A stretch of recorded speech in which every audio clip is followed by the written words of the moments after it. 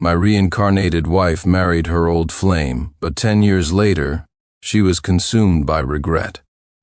I rescued my wife, Scarlett Miller, from a massive fire, an act that left me blind while my parents perished in the flames. Scarlett vowed to take care of me for the rest of my life, but just 1 year later, Scarlett resented me, seeing me as nothing but a burden. One day, on my way to the hospital, an accidental fall miraculously restored my sight. I rushed home, eager to share the good news, only to find her entangled with her old flame, Ethan Hayes. I overheard their conversation. "That fire didn't kill Sincere Clark back then," she said. "Even though he's blind, all the inheritance is still in his name. He has to die." "All right," Ethan replied. "I'll poison him tonight, don't worry." That night, Scarlett and I both drank the poisoned wine. We died, only to both be unexpectedly reincarnated back at our wedding ceremony.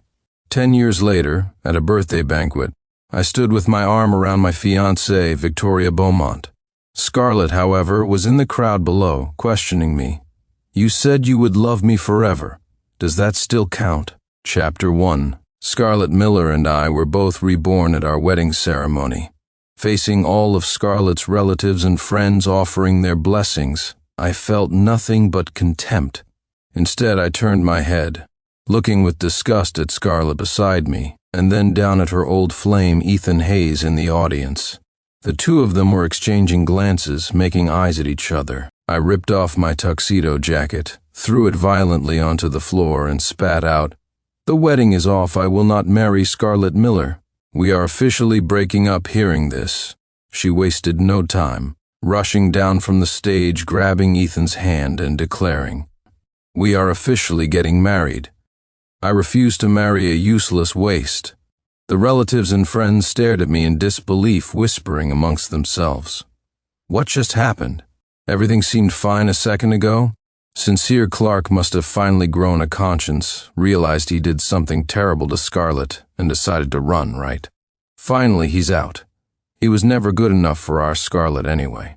Good riddance. After being her lapdog for years, almost thought he'd made it. Looks like he just got dumped.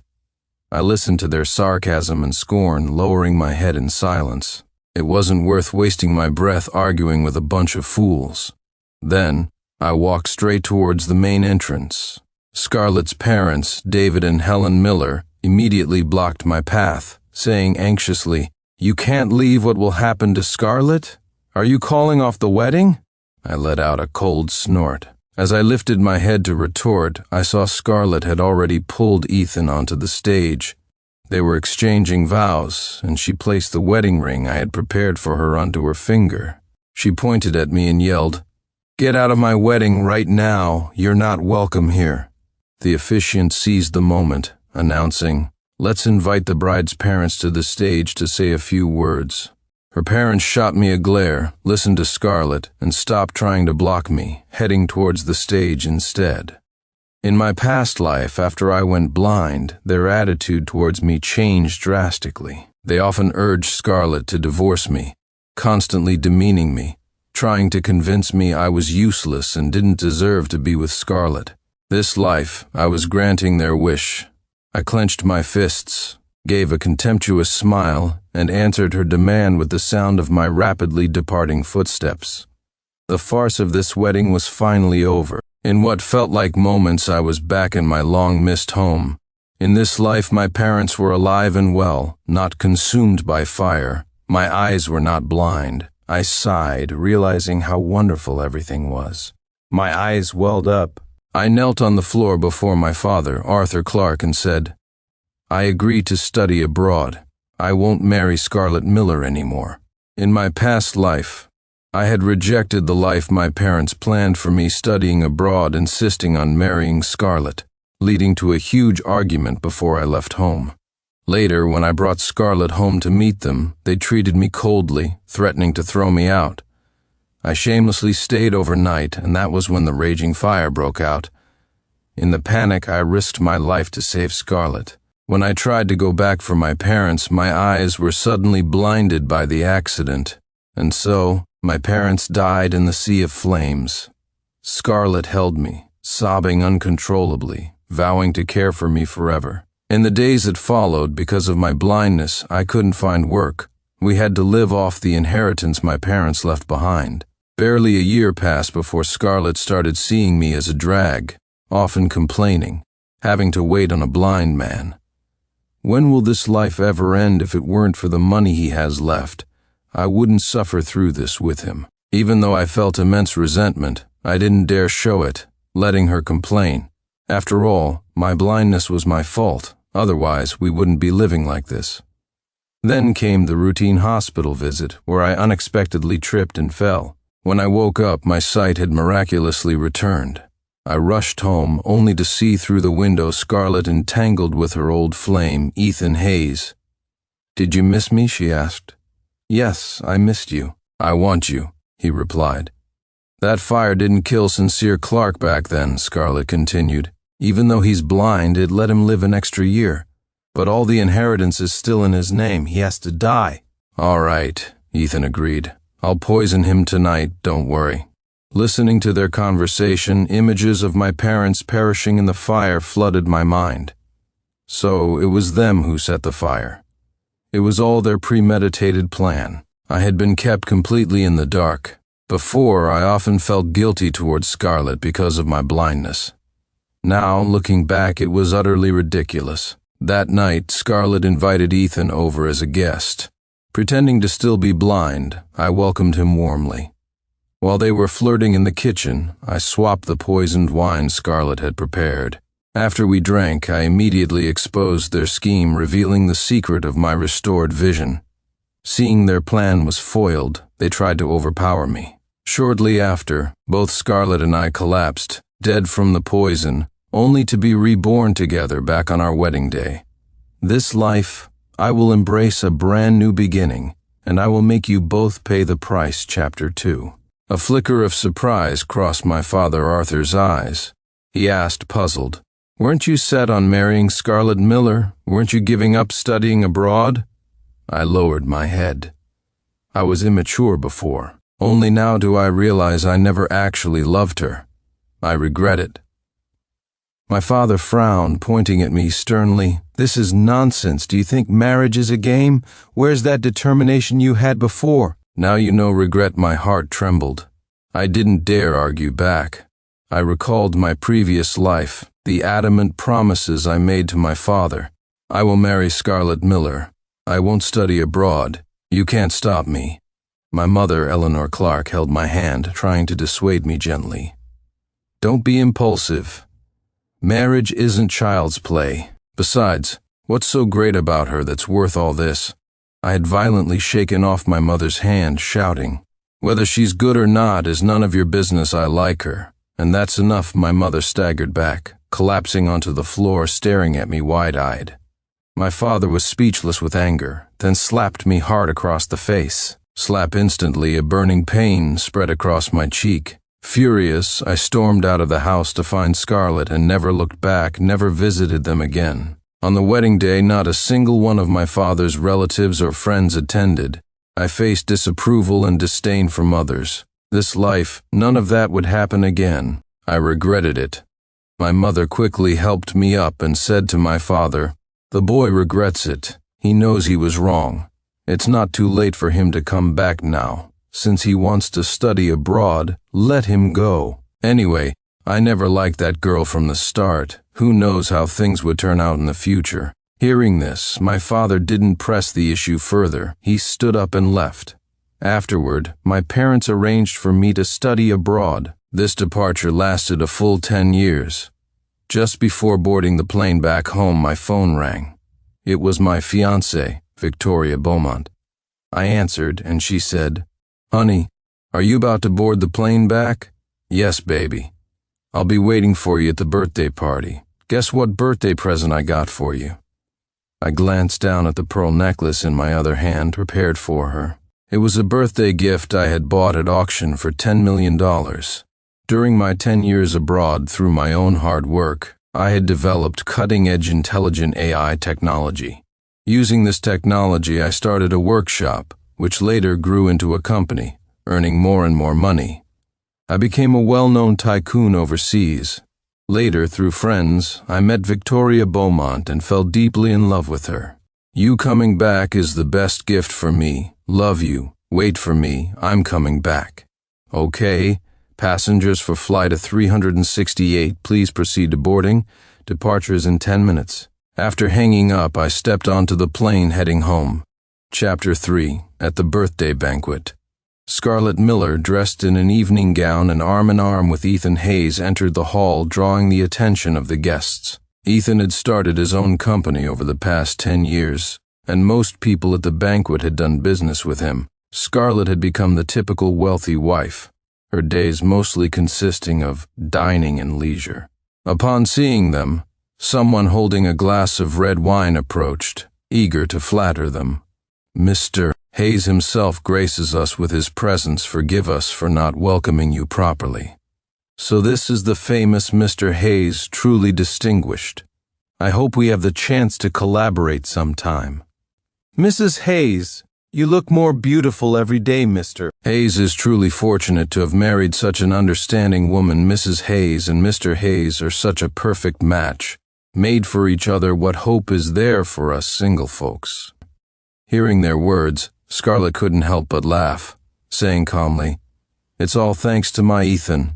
I was just lucky enough to marry him." Ethan became even more arrogant, saying smugly, "We were invited here by the Beaumont family this time. In the future, my company will also be representing their latest intelligent AI technology. We'll be counting on you then, Mr. Hayes." Hearing this, their eyes instantly lit up, bowing and scraping as they said, "When the time comes, if you need any help from our companies, we'll be at your beck and call." A smirk played on his lips as he accepted a glass of wine. "Well, if you insist." As they were chatting happily, one person teased, "Mrs. Hayes must have had many suitors back in the day." "Yes, how did you have the sharp eye to choose Mr. Hayes? I heard that someone courted Mrs. Hayes for a long time, almost got married. I think his name was Sincere Clark, right? He must deeply regret it now, mustn't he?" Hearing the name Sincere Clark, the smile vanished from her face, replaced by a pale, livid expression. Ethan, standing beside her, his face hardened, turned to look at Scarlett, remaining silent. The atmosphere instantly chilled. The person who asked the question realized their mistake and quickly tried to smooth things over. He must have done something terrible to Mrs. Hayes, so he got dumped. After a few seconds of silence from Scarlett, the questioner stammered awkwardly, I might have said something wrong. Please don't take offense, Mrs. Hayes." A moment later she replied with some disgust, "It doesn't matter. Everyone encounters a few scumbags when they're young. Thankfully I came to my senses back then. Besides, he's just an insignificant nobody. Haven't seen him in 10 years. Maybe he's rummaging through garbage now." Ethan let out a snort of laughter. The guest quickly forced a smile, picking up the thread. Mrs. Hayes is right. Otherwise, how could she have ended up with Mr. Hayes? It's fate. Scarlett offered a polite smile but didn't continue the conversation. Suddenly, I opened the door and walked in. Her head naturally turned, and she saw me. She slowly walked towards me. I looked up, surprised to see her again. The world is vast, yet at this moment it felt incredibly small. Following the principle of out of sight, out of mind, I turned to leave, but she called out to me, sneering. 10 years and your fashion sense is still terrible. Haven't improved much. Just looking at you is disgusting. Did you take a wrong turn? The trash dump is down the street, turn right. She scoffed, her eyes filled with mockery. I gave a slight dismissive smile, spreading my hands. I was invited. Sorry to disappoint you, but I don't collect trash. Ethan walked over, putting his arm around her waist, mocking me. You? Invited? Are you bluffing? She dumped you at the wedding back then and married me instead. I bet you really regret it now, huh? Too bad she's my wife now. You were just Scarlett's little lapdog. He was wrong. I didn't regret it one bit. Apparently she hadn't told Ethan about her reincarnation. This time around, I hadn't continued being a lapdog. Chapter 4. Scarlett circled me, looking me up and down, continuing her mockery. 10 years and you haven't amounted to much, have you? I'm Mrs. Hayes now. Ethan runs a company. Everyone here knows him, most of them rely on us. Look at your shabby appearance, Ethan chimed in. How about I show some charity and toss you a couple of bucks? Unfortunately, I'd give it to a dog before I gave it to you. Stop dreaming. I received an invitation from the latest intelligent AI tech company this time. I'll soon become their corporate agent. And you?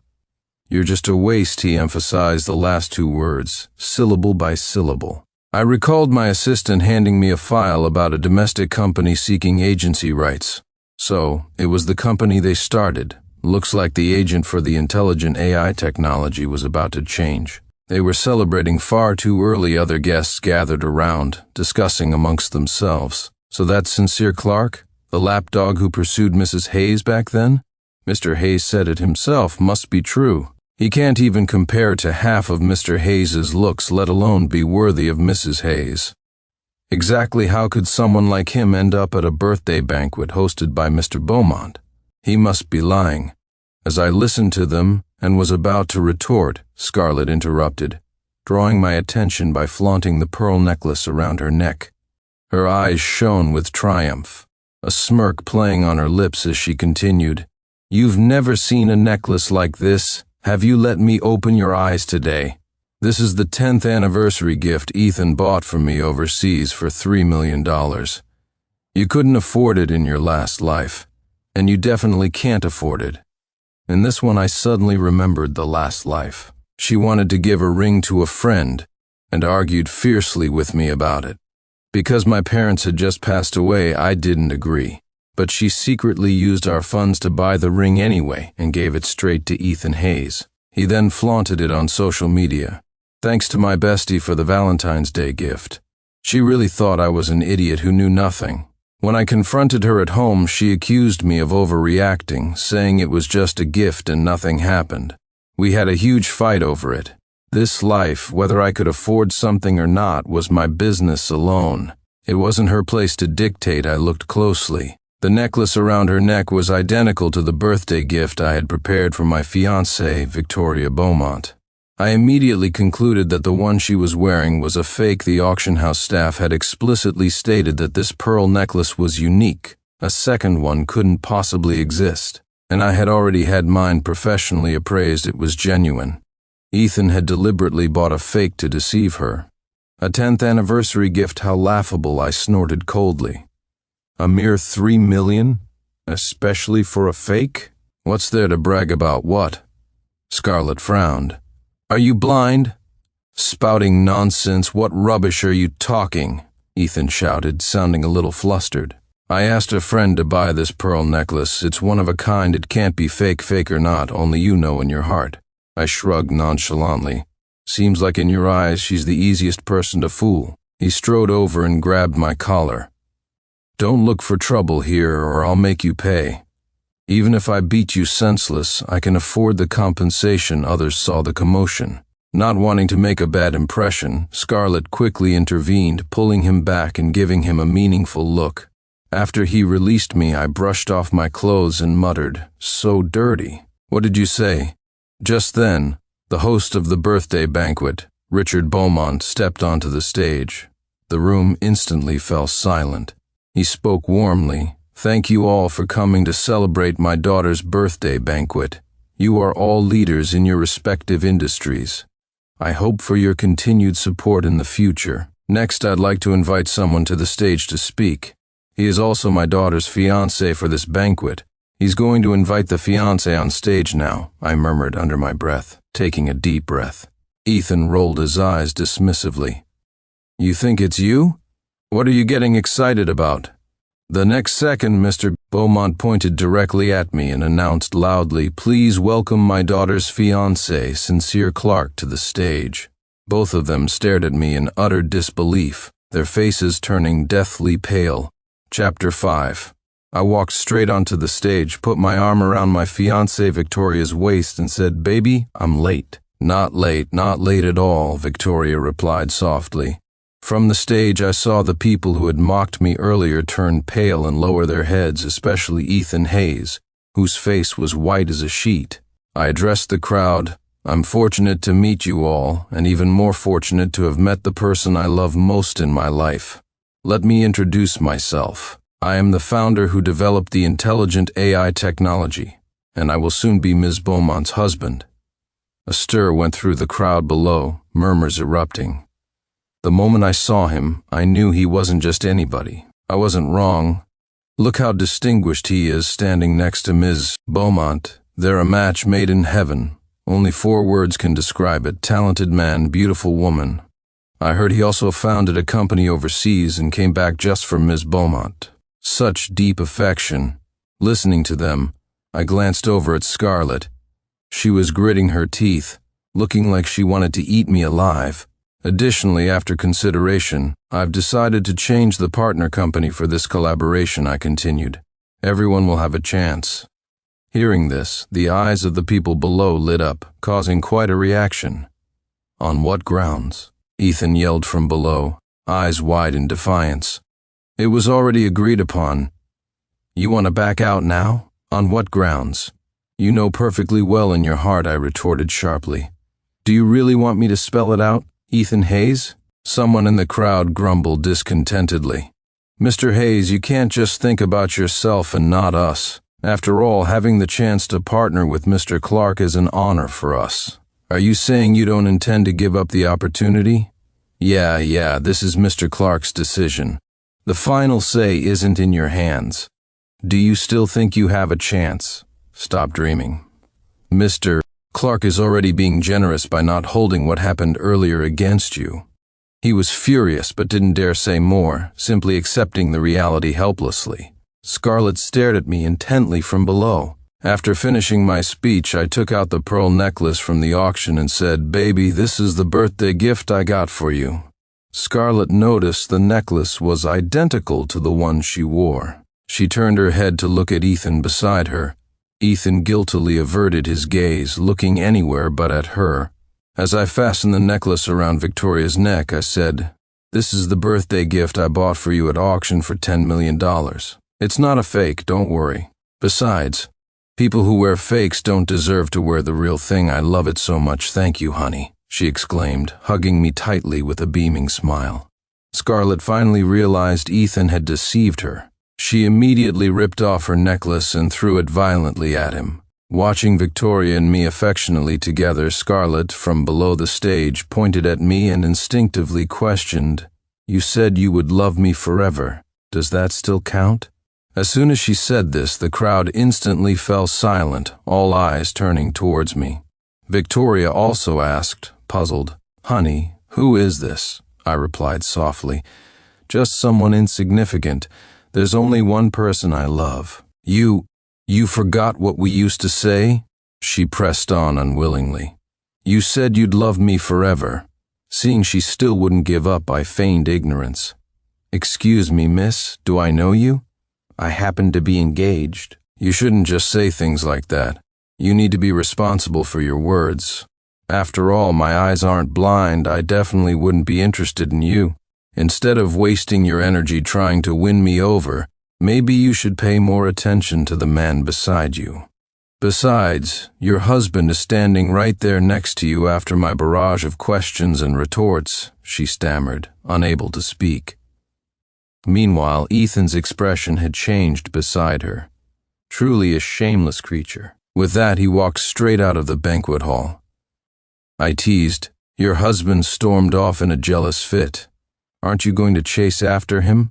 Scarlett shot me a glare but didn't have time to argue, rushing out after him. Mr. Beaumont didn't say much more, simply announcing that the birthday banquet would continue. Much later, the banquet ended. Victoria and I set our wedding date for a week later. The new corporate agent contract was given to another company. The next evening, a friend I hadn't seen in years, Jack Davis, invited me to the KTV he owned to catch up. I readily accepted. His real intention was to get me to invest in the KTV. Out of consideration for our friendship, I didn't agree outright but played along. As we were chatting happily, I saw a familiar figure pass by not far from me.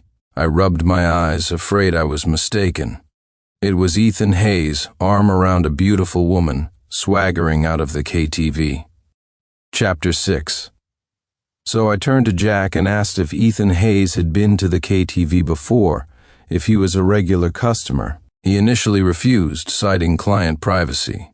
In response, I agreed to his request for investment in the KTV. Hearing this, his eyes lit up. Excellent, I gave a humorless smile. So, about that client privacy? What privacy? Tomorrow, I'll print out a list of everyone and send it over to you, he said, puffing out his chest. I stated bluntly, just Ethan Hayes' information. Then I learned that Ethan was actually one of the investors in this KTV. He frequently spent time with various beautiful women there.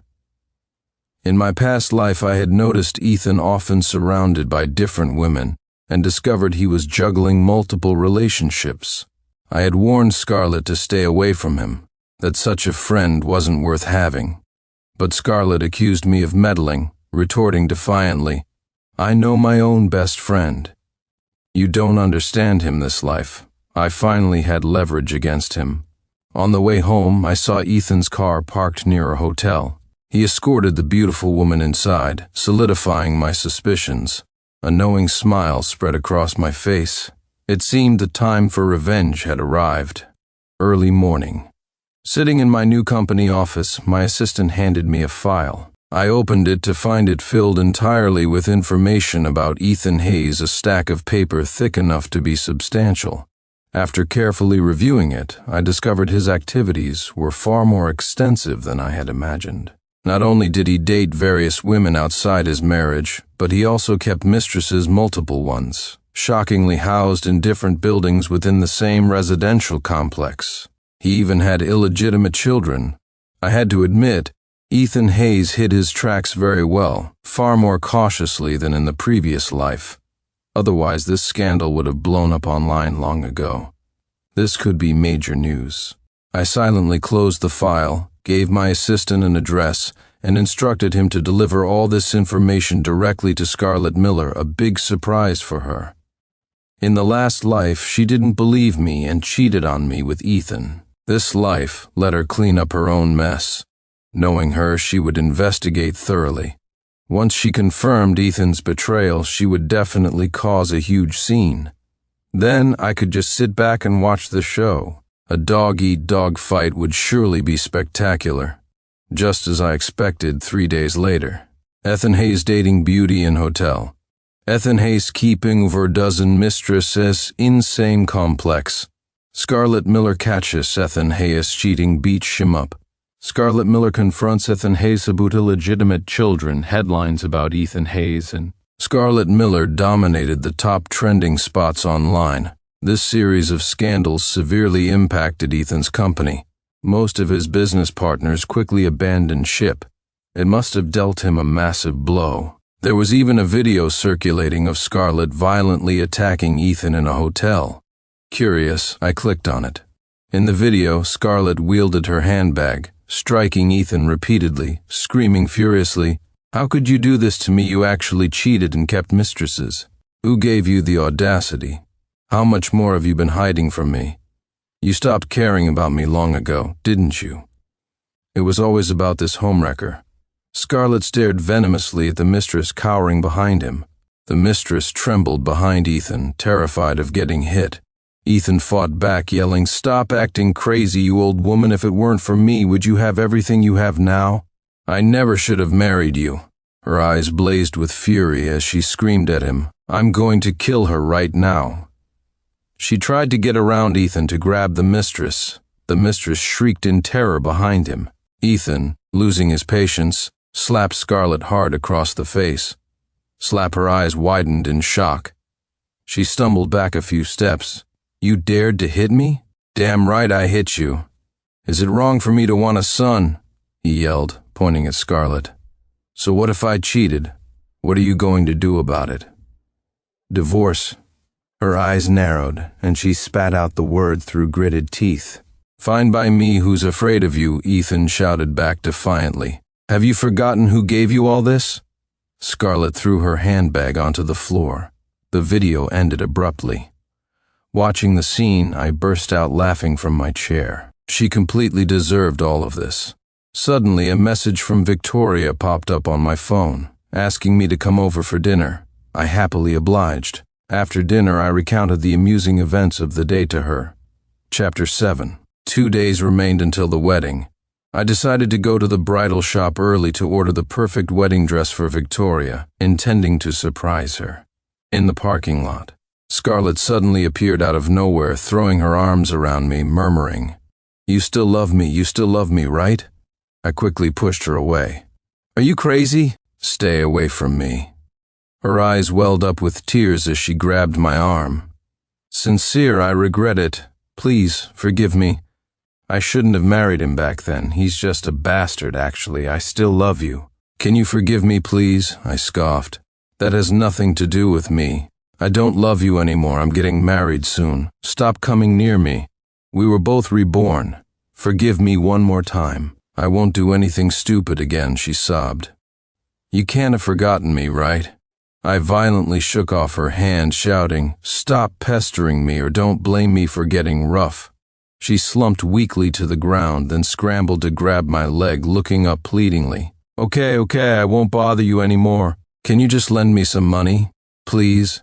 That bastard Ethan. He built his company over 10 years using my family's money, and in the end, I got nothing. After divorcing him, I was the one left with nothing. My parents are in the hospital now, and I can't afford the medical bills. Please, can you just help me out? Just consider it helping me one last time."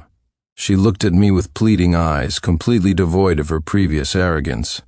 In the past life, she never begged anyone, especially not me. In her eyes, I was just an insignificant person.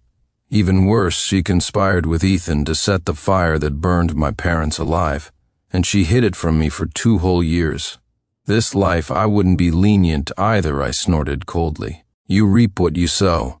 Stop talking, I won't lend you anything, so give up that hope. Besides, have you forgotten why we both died before reincarnating? Ethan put poison in your wine glass too. You were deceived from the very beginning." Hearing my words, she seemed stunned, unable to process it for a long moment. I kicked her hand away, walked straight to my car, got in and drove off, leaving her sitting there alone on the ground, her eyes empty and vacant. Chapter 8. Wedding Day. I drove the lead car of the wedding procession towards Victoria's home. The moment had finally arrived. My heart pounded with uncontrollable excitement. Suddenly, the cars ahead stopped. One of the groomsmen got out and yelled, "Are you suicidal? Blocking cars with your body? Get out of the way, move it." "I need to see Mr. Clark," the man shouted back. "I need to see him." Confused, I got out of the car. When he saw me, he rushed straight over. "Mr. Clark, please save me. I really can't go on like this." I tilted my head, looking at the man before me dressed in ragged clothes. It was Ethan Hayes. If it weren't for his voice, I wouldn't have recognized him at all. He knelt before me, continuing, "I won't oppose you anymore. Please, show mercy. Let me off the hook. My company went bankrupt.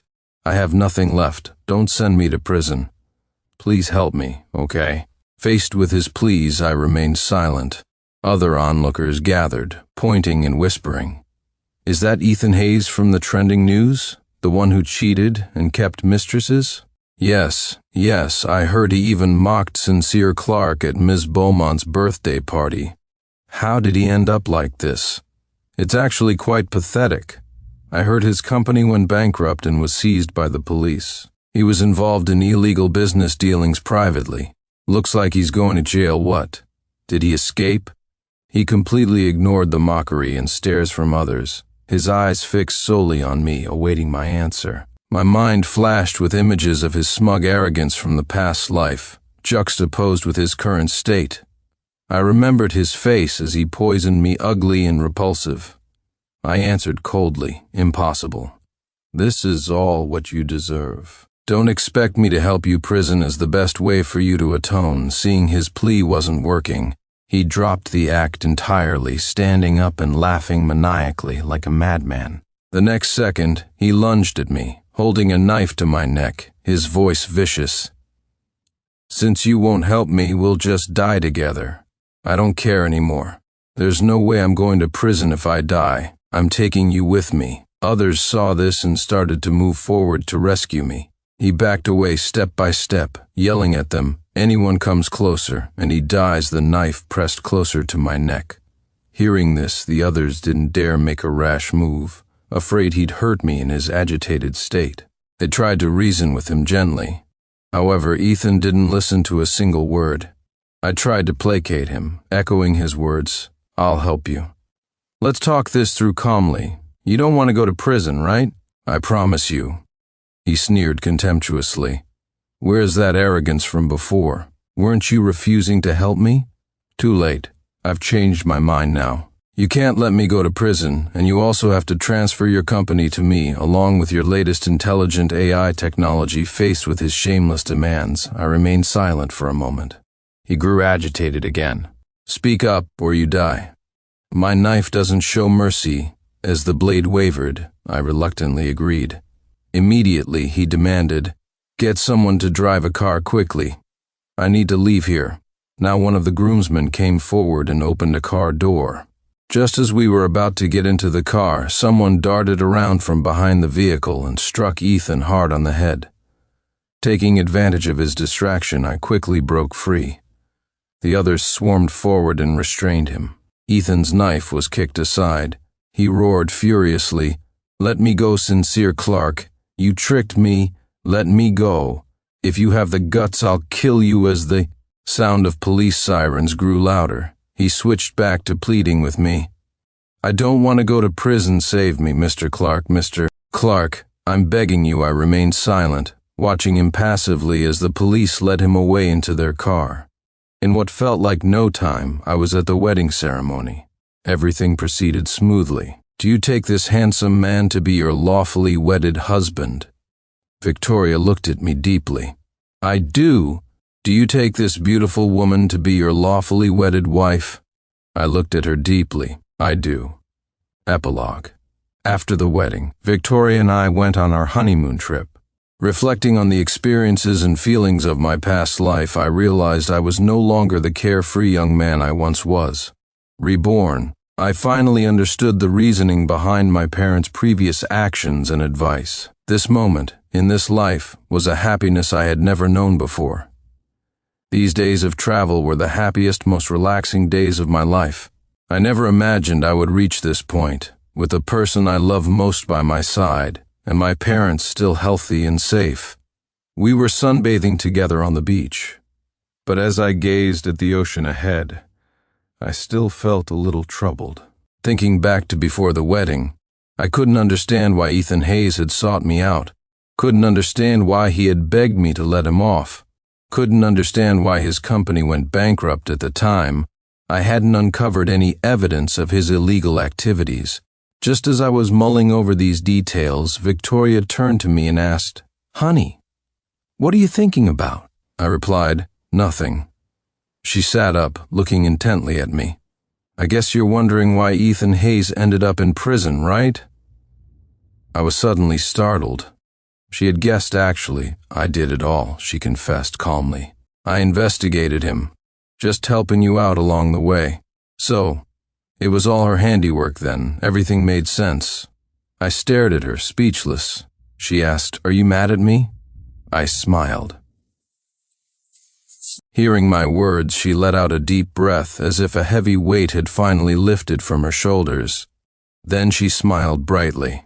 "I have some more good news to tell you. I'm pregnant." She pointed to her belly. I jumped up excitedly, unable to resist spinning her around in my arms. So this was what happiness felt like. The end.